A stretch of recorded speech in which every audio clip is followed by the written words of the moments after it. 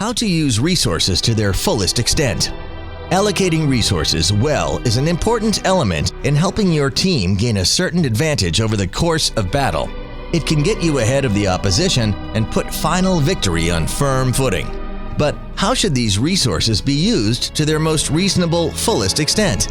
1. Pay attention to the birth of monsters and its buff.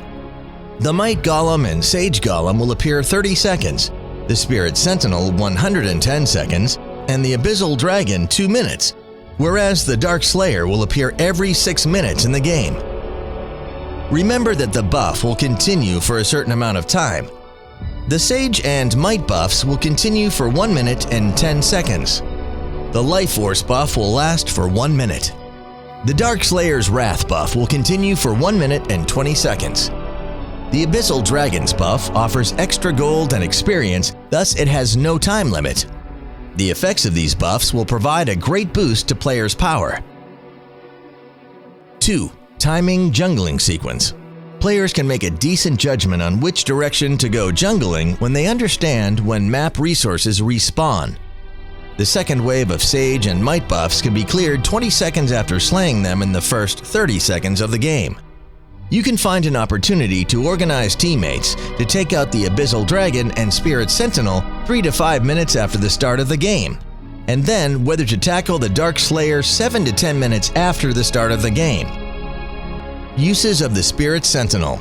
The effect of the Life Force buff is to provide the Slayer with a 1% HP regen every second. Players with Life Force buff can last a bit longer in team battles, take more damage, and the longer you can survive, the better the chance of eventual victory. Tricks about the Dark Slayer. Given the obvious advantages of the Dark Slayer's Wrath buff, gaining or not gaining the buff can be crucial to victory. There are mainly 2 common tactics. The first involves teammates lying in wait in the brush while one member goes to attack the Dark Slayer, attracting the enemy to come over, at which time the team can take chance to slay the enemies and then, at the end, the Dark Slayer as well. The second is to wait in the brush initially while the enemy attacks the Dark Slayer, and then rush in and take it down when the Slayer is just about to be killed by enemy forces.